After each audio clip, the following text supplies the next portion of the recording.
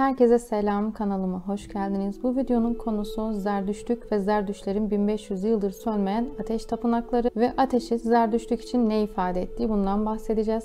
Önce Zerdüştlükten birazcık bahsedelim. Zerdüştlük M.Ö. 6. yüzyılda İran'ın çok tanrılı din anlayışına karşı ortaya çıkan tek tanrılı bir din anlayışıdır. Bu dinin kurucusu Zerdüşt, bir rivayete göre bir rahibin oğlu, bir rivayete göre ise bir çiftçinin oğludur. Zerdüşt çocukken diğer çocuklara benzemez. Diğer çocuklar oyun oynarken o sürekli farklı arayışlar içerisindedir. Ve bu arayış onu 20'li yaşlarında inzivaya çekilmeye sevk eder. Ve Zerdüşt 30 yaşına geldiğinde melek Vohumana, yani iyi düşünce anlamına geliyor. Bu melekle tanışır ve bu melek de onu Bilgerab olarak adlandırdığı Ahura Mazda'ya götürür. Ahura Mazda Zerdüşt'e kendi öğretisini anlatır ve bu öğretiyi herkese anlatmasını ister. Zerdüşt halkın arasına karışır. İlk 10 yıl içerisinde Zerdüşt'e kuzeninden başka hiç kimse iman etmez. O yüzden Zerdüşt Kral Viştaspa'nın yanına sığınır. Kral Viştaspa Zerdüşt'e iman eder. Hatta Zerdüşt Kral Viştaspa ile yakın aile ilişkileri kurar. Kız kardeş Kral Viştaspa'nın danışmanı ile evlenir. Kendisi de farklı bir danışmanın, kral danışmanının kızı ile evlenir ve bu şekilde Zerdüştlük yayılmaya başlar. Zerdüşt bir rivayete göre de Viştaspa'nın Turanlarla yaptığı savaşta öldürülür. Biz Zerdüştlü köyüne gidecektik aslında. Ancak sorduğumuzda dediler ki Zerdüştlüler kendi dinleri hakkında konuşmayı sevmiyorlar. Yani gitseniz de sizinle dinleri hakkında konuşmazlar. O yüzden bir tavsiyede bulundular. Dediler bir müze var. Orada bir tur lideri var. Zerdüştmüş kendisi de. Size o bilgi verir dediler. Biz de şimdi orayı arıyoruz. Bir bakalım, eğer güzelse Yezde geldiğinizde Zerdüştlük hakkında bilgi istiyorsanız siz oraya müracaat edebilirsiniz. Ücreti sanırım 100.000 tümen, yani 70 lira civarı bir şey. Tabi o zamana kadar ne olur onu bilemeyeceğim ama en azından böyle bir imkan da varmış. İnşallah güzel cevaplar alırım. Ya da inşallah güzel sorular sorabilirim. Çünkü aklıma geliyor bir şeyler aslında ama sonra karşılaşınca birden unutuyor insan. Neyse. Bunu da deneyelim. Kültür müzesiymiş. Bakalım. Ne öğreneceğiz? Ne göreceğiz? Hiç hesapta yoktu burası. Yani hiç planlı bir şey değildi. Ay. Neyse. Aslında şöyle hani bir Zerdüştlü arkadaşınız olacak ya da bir tanıdığınız olacak. O şekilde ancak bilgi veriyorlar yani. Ya bilmiyorum, sonuçta burası farklı bir ülke. Ne yaşadıklarını bilmiyoruz ya da neden böyle bir tutum sergilediklerini de bilmiyoruz. Bilmediğim bir konuda da şöyledir böyledir diye konuşmak istemem. Yani yapacak bir şey yok. Keşke ikna edecek kabiliyetim olsa. Yani tanısam ya da dillerini bilsem. Dillerini bilmiyorum ki. Ne kadar güven sağlayabilirim yani. Yabancıyım sonuçta. Bu mahallede Zerdüştler yaşıyormuş. Tek katlı geleneksel evler varmış burada. Yani sadece Zerdüştlere özel değil. Diğerleri de aynı tarz evlerde yaşıyorlar. Size Zerdüştlükle alakalı çok fazla sorun var. Hazır mısınız? Aman tanrım, tabii sorun bakalım. Zerdüştlerin tanrısı kimdir? Bizim tanrımız Ahura Mazda'dır. Müslümanlar nasıl ki tanrılarını Allah olarak adlandırıyor, biz de tanrımıza Ahura Mazda diyoruz. Kutsal kitabınızın ismi nedir? Ve bu kitaptan biraz bahseder misiniz? Bizim kitabımızın ismi Avesta. Avesta 5 ana bölümden oluşur. Gata, Zerdüşt'ün öğretilerini ve şiirlerini içeren bölümüdür. Bir Zerdüşt'ün günlük ibadetleri nasıldır? Mesela Müslümanlar günde 5 vakit namaz kılarlar. Bunun gibi ibadetlerinizden biraz bahseder misiniz? Bir Zerdüşt bir gün içerisinde 5 defa dua eder. Birincisi gün doğumundan öğlene kadar, ikincisi öğleden sonra, üçüncüsü gün batımı sonuna, dördüncüsü akşamın ilk yarısına ve beşincisi gece yarısına kadar devam eden süre içinde yapılır. Peki bu duaları yaparken Müslümanların namaz kılması gibi farklı hareketlerde bulunuyor musunuz? Hayır, sadece ellerimizi yukarı doğru açıp öyle dua ediyoruz. Oruç ibadetiniz var mı? Evet, bir ay içerisinde 4 gün oruç tutarız. Bu oruç günlerimizde et yemeyiz. Bunu da hayvanlara olan saygımızı göstermek için yaparız. Zerdüşt bir kadının belirlenmiş bir giyinme şekli var mıdır?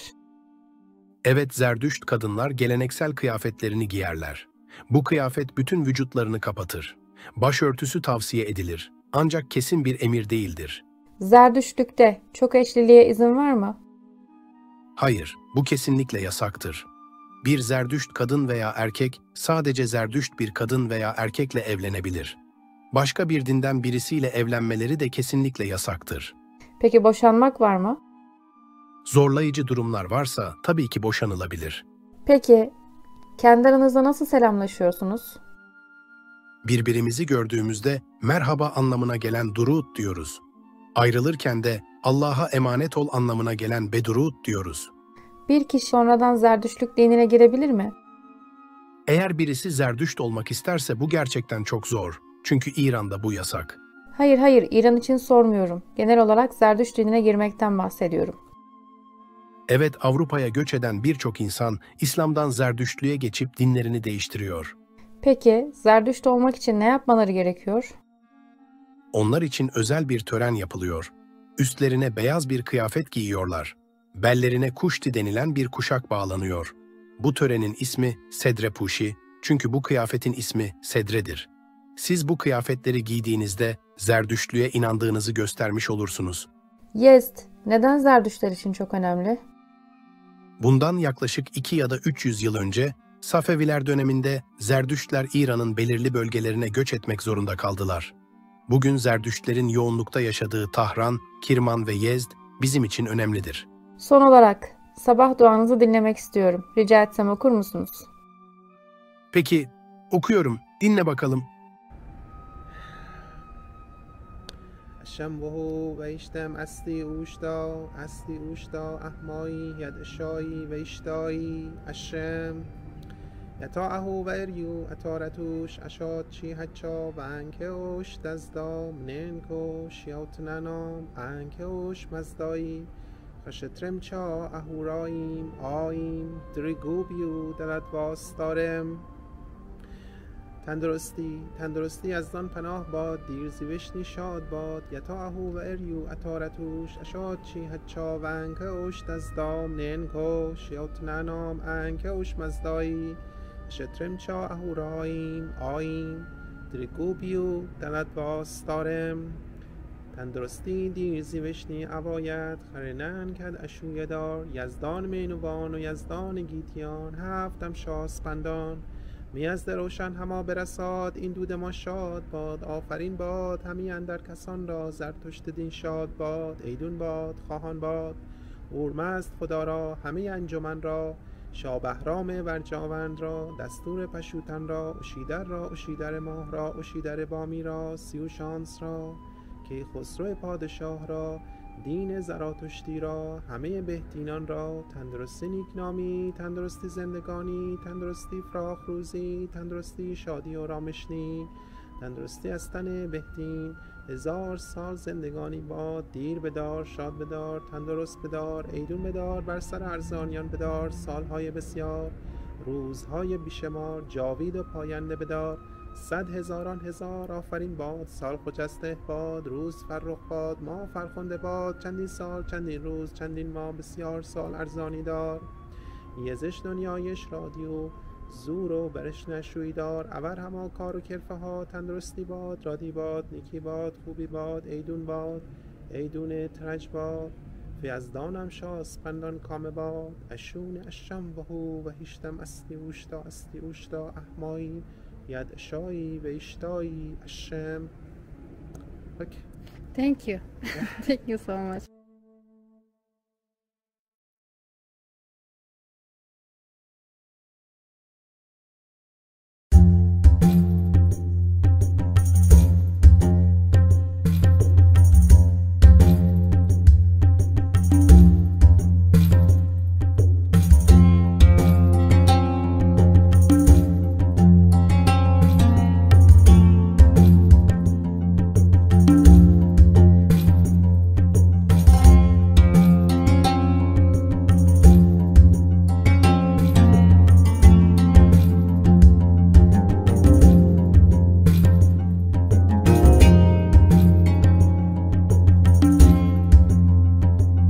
Zerdüştler, diğer ismiyle Mecusiler, yaygın olarak ateşe tapanlar olarak bilinir. Peki bu doğru mudur? Hayır, bu doğru değildir.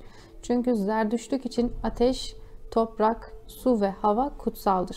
Zerdüştlükte ateş, Tanrı'nın saflığını ve iyiliğini temsil eder. O yüzden Zerdüştler ateşi yakarken ateşin yakıldığı yakıtların kuru ve temiz olmasına dikkat eder. Hatta ateşin yakıldığı yerde nefeslerini de kapatırlar ki ateş kirlenmesin. Erken Zerdüştlük döneminde her sınıfın kendine özgü bir ateşi vardı.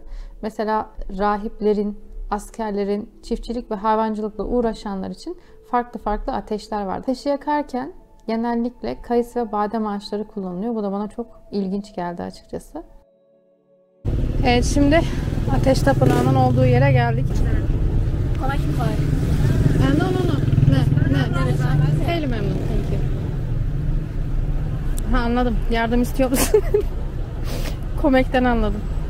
Evet, Zerdüştilerin 1500 yıldır sönmeyen ateşlerinin olduğu tapınaktayız şu anda.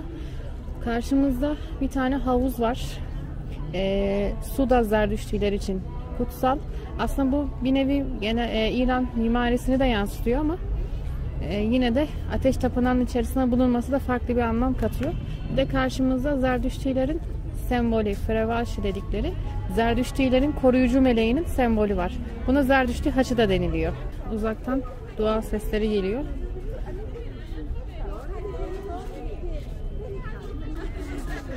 Tabii ki de duman kokusu da var.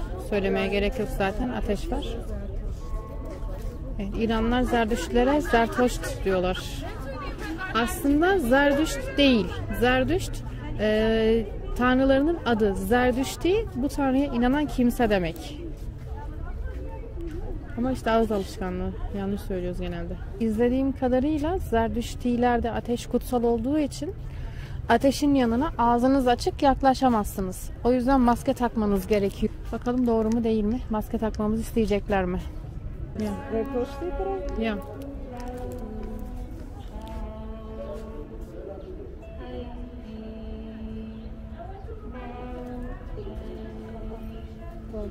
Çok değişik bir yer. Evet. Yerden 21 metre yüksekliği varmış tapınağın. Ateş yedi. Bu tablonun Ahura Mazda'ya ait olduğu söyleniyor. Bilmiyorum, Ahura Mazda'nın mıdır değil mi? Ninni gibi duaları.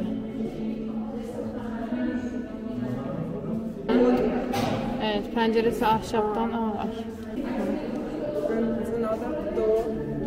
Burada farklı bir... Açıyor mu? Açabiliyoruz mu? Açılıyor mu? Açılmıyormuş. Evet, ateş büyük bir yerde ama şu an camın arkasında. Cam, Cam, tamam. Camın içinde. Çok büyük. Kömür. Evet, kömür var. Yani kömürle yanan bir ateş var. Çok büyük bir ateş. Ancak pencerenin arkasında. Bakalım. Bu tapınakta sadece galeriyle o gördüğünüz müze tarzında bir yer varmış. Demek ki diğer yerlere sokmuyorlar. Bu ateş 1500 yıldır yanıyor. Bu ateşi parlak tutmak için Nobedan dedikleri güvenilir insanlar var. Evet, burada Zerdüştilerin geleneksel kıyafetlerini giymiş bir erkekler bir kadın resmedilmiş. Önlerinde de Hefsin dedikleri Nevruz'da kurulan sofra var. Hefsin dediği şu, Nevruz bayramında Sin'le başlayan 7 tane yemeğin bir sofraya konulması. Öyle bir gelenek var İran'da. Burada da öyle bir tablo resmedilmiş. Burada da Zerdüştilerin duaları gösteriliyor. Aynı böyle elleri açık bir şekilde havada. Yani yukarı doğru, avuç içleri yukarı bakacak şekilde dua ediyorlar. Burada da yine beyaz geleneksel kıyafetini giymiş Zerdüştlerin bir töreni resmedilmiş. Şimdi burada da Zerdüştilerin düğünleri resmedilmiş. Anladığım kadarıyla anlatacağım. Şimdi Zerdüşt rahip bir şeyler okuyor. Soruyor, evlenmek istiyor musunuz, kabul ediyor musunuz diye. Onlar da evet diyorlar. Şimdi burada da karşılama seremonisi var. Yani mesela siz bir Nevruz'da bir aileye misafir olduğunuz zaman elinize gül suyu döküyorlar ve karşınıza da ayna koyuyorlar. Aslında aynanın farklı anlamları var. Mesela birisine hediye olarak ayna götürmek işte o kadar sana layık hiçbir şey bulamadım. Yine sana layık en güzel şey yine kendinsin anlamına gelen bir hediye aslında. Acaba o anlama mı geliyor diye şu an kendimce yorumladım ben. Bu şimşat ağacıymış. Aha. Ben bunu biliyor muyum ya? Böyle kadifemsi yaprakları var ama ne ki bu? Acaba? Bilemedim. Küçük küçük yaprakları var, kadifemsi böyle. Portakal ağaçları varmış. Yine bahçesinde. Çok farklı şeyler beklemiştim aslında. Ama tabii ki de bu kadar. Yani camın arkasından gösteriyorlar. Aslında içeride Zerdüştülerin ibadet ettikleri odalar varmış. Küçük küçük. Ondan sonra tabii ateşin bulunduğu geniş bir alan var. Hatta şöyle söyleyeyim.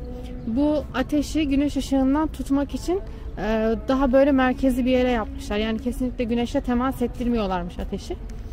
Öyle ama maalesef tabii ki de o kadar sokmuyorlar yani. Neyse, ibadet ettikleri yer sonuçta. Saygı duymak lazım. Yapacak bir şey yok.